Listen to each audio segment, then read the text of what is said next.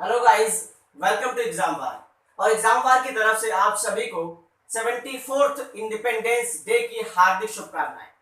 दोस्तों, कभी आपने ये सोचा है कि जब भी अवार्ड डिस्ट्रीब्यूशन फंक्शन होता है या कोई और बड़ा महोत्सव होता है तो वो राष्ट्रपति भवन में आयोजित किया जाता है या किसी अन्य बिल्डिंग में आयोजित किया जाता है।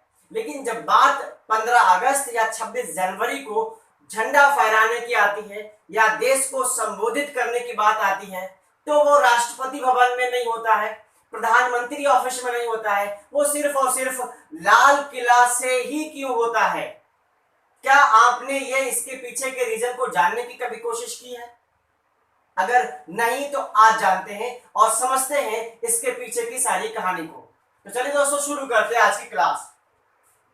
दोस्तों, ये बात शुरू होती है 1638 से। दोस्तों, पूरी बात समझने के लिए, पूरा रीजन समझने के लिए हमको पीछे की स्टोरी समझना बहुत जरूरी है, इसीलिए पीछे की स्टोरी पहले समझ लेते हैं। बात शुरू होती 1638 ईस्वी से और मुगल बादशाह, पांचवा मुगल बादशाह था जो था शाहजहां। कौन दोस्तों? शाहजहां। पांचवें मुगल बादशाह थे ये शाहजहां। और इस डेट को इस साल शाहजहां ने अपनी राजधानी को आगरा से दिल्ली लाने का प्लान बनाया। तो अब शाहजहां ने अपनी राजधानी को आगरा से दिल्ली लाने का प्लान बना लिया है और इसीलिए उसने अपने सबसे काबिल आर्किटेक्ट को बुलाया और जो है अहमद लाहौरी। कौन दोस्तों? अहमद लाहौरी।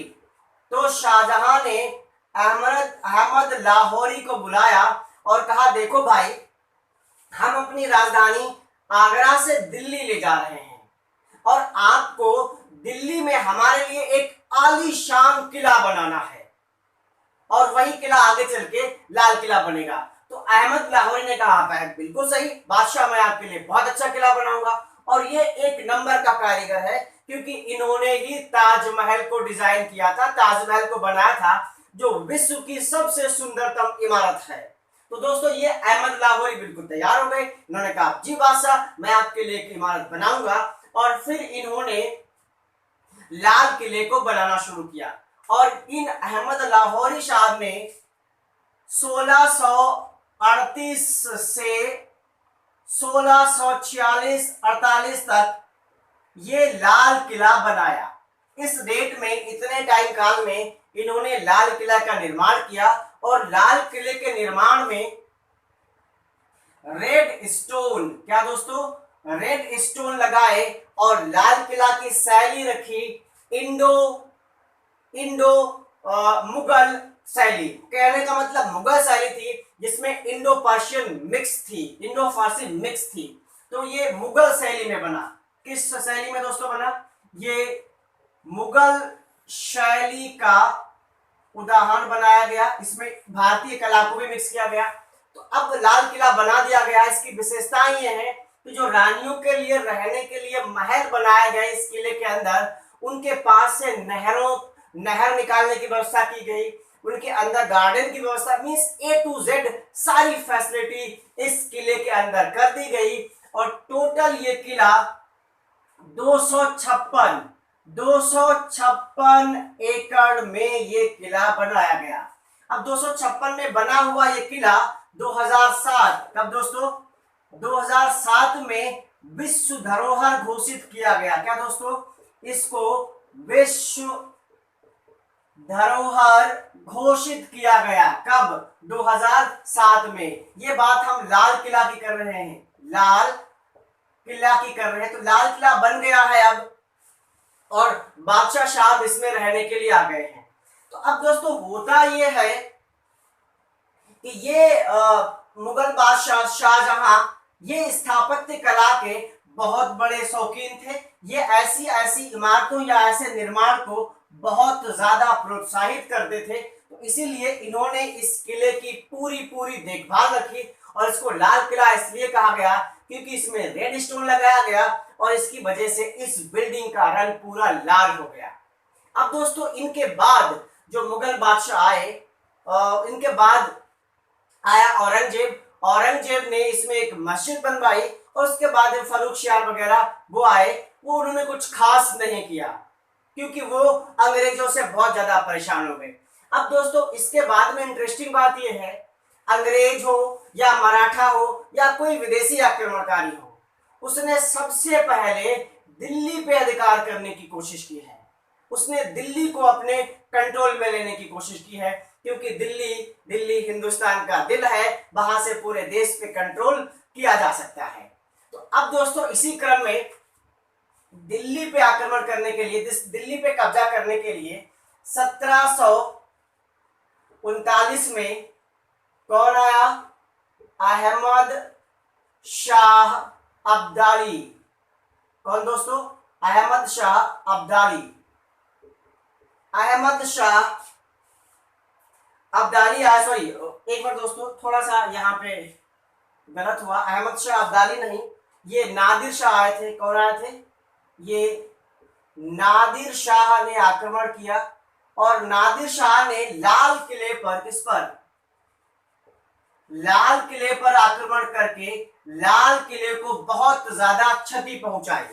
मैंने मतलब इनकी दीवारों को, इसके इंटीरियर को बहुत ज्यादा क्षति पहुंचाई, लाल किले में बहुत ज्यादा लूटपाट मचाई और यहां से जो कोहिनूर था वो लेके चला गया। शाहजहां का जो तख्ते तायूस जिसमें हीरे जड़े थे वो भी लेके चला गया। कौन? नादिर शाह, जिसने 1739 में आक्रमण किया था। अब इसके बाद के जो दो बादशाह बने हैं वो सिर्फ नाम मात्र के बादशाह रहे और उस किले को अंग्रेज यूज करने लगे। अच्छा, उसके बाद में हालांकि उस किले में जो लास्ट मुगल बादशाह था, कौन था? वो था बहादुर शाह जफर। बहादुर शाह जफर, या जिसको हम लोग बहादुर शाह सेकेंड भी कहते हैं, बहादुर शाह जफर या बहादुर शाह सेकेंड भी कहते हैं। अब ये बादशाह लाल किले में रहता है। कहां रहता है दोस्तों? लाल किले में ये बादशाह रहता है। अंग्रेज इनको पेंशन देते हैं, ये बहुत परेशान है अंग्रेजों से और इनकी उम्र हो गई है 82 साल। और 82 साल की उम्र में इनको एक मौका मिला। उस समय टाइम था 1857 का। अब 1857 में एक क्रांति हुई, वो तो सब जानते हैं, आजादी की वो पहली क्रांति थी। उस क्रांति में क्रांतिकारियों ने यह सोचा कि पहले हमको एक नेता मिलना चाहिए और फिर हम उस क्रांति को आगे बढ़ाएंगे। तो दोस्तों जो बहादुर शाह जफर थे, जो खुद को भी बादशाह नहीं मान पा रहे थे, 1857 की क्रांति में क्रांतिकारियों ने इनको अपना बादशाह घोषित किया। इनको भारत का मुगल बादशाह घोषित करके इनके झंडे के नीचे अब क्रांति शुरू कर दी है।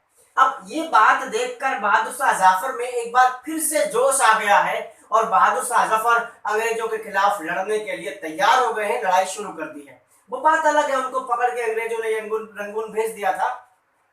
अब दोस्तों इसीलिए ये लाल किला एक बार फिर से हाईलाइट में आया और लोग इस लाल किले को आजादी का मंदिर समझने लगे क्योंकि यही तो मोहम्मद शाह जफर रहते थे। तो इस तरीके से अब इस लाल किले को आजादी का मंदिर समझा जाने लगा है। लोग बहादुर शाह जफर से मिलने आने लगे हैं और बहादुर शाह जफर भी अपनी गतिविधियों को आगे बढ़ाने लगे हैं। तो इस तरीके से उसके बाद उस क्रांति को दबा दिया गया, उसका दमन कर दिया गया और फिर उसके बाद अंग्रेजों ने इस किले का खूब शोषण किया। अंग्रेज जिसको मौका मिला उसने शोषण किया। जैसे मराठों को जब मौका मिला, मराठों ने आक्रमण किया, तो मराठे जो दीवाने खास था, इसके अंदर एक महल था दीवाने खास, वहां पे चांदी की सीलिंग लगी थी। उस चांदी की सीलिंग को पिघला के उड़ा ले गए, चुरा ले गए। उन्होंने उस चांदी की सीलिंग को पिघलाया, चुराया और फिर उससे अपनी सेना को पैसा दिया, सेना बढ़ाई, ये काम उन्होंने किए। और अंग्रेजों ने भी 1947 तक इस किले के सारे फर्नीचर, सारे इंटीरियर, सारी बहुमूल्य चीजें जो इस किले में मौजूद थी, सबको उड़ा दिया, सबको चुरा लिया, सबको नष्ट कर दिया।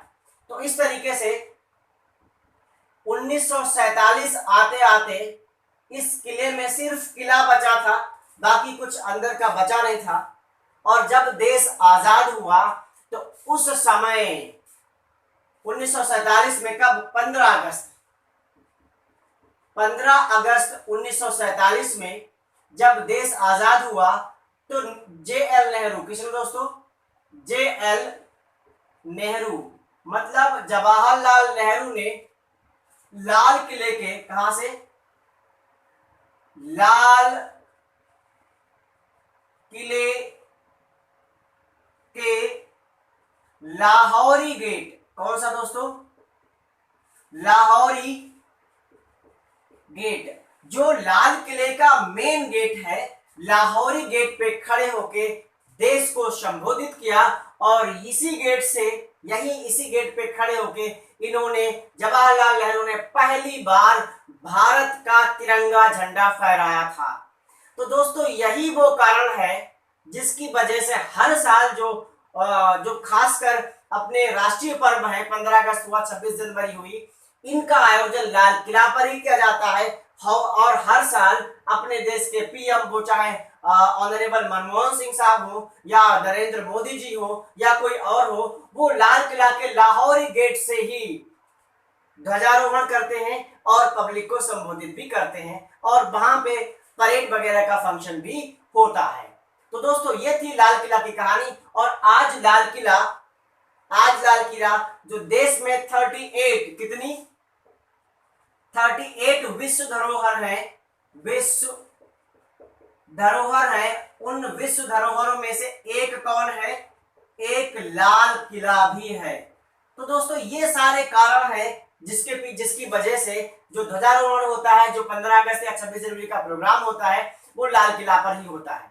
तो दोस्तों अगर वीडियो आपको अच्छी आई हो तो इसको लाइक करिए, शेयर करिए, और साथ ही साथ कमेंट करके करना मत भूलिएगा। कमेंट में आपको ये बताना है कि जो ताजमहल है, क्या दोस्तों, ताजमहल कहाँ है, ये आपको बताना है। कमेंट बॉक्स में ताजमहल कहाँ है ये बताना है। बनाया किसने था, अहमद लाहौरी ने बनाया था, ये तो मैंने बता दिया, लेकिन है कहाँ, ये बात आपको कमेंट बॉक्स के माध्यम से बतानी है। दोस्तों अगर आप हमारे चैनल पर नए आए हैं तो चैनल को सब्सक्राइब करके बेल आइकन बटन को दबाना ना भूलिएगा, ताकि आपको हर एक लेटेस्ट अपडेट मिलती रहे। थैंक यू, जय हिंद।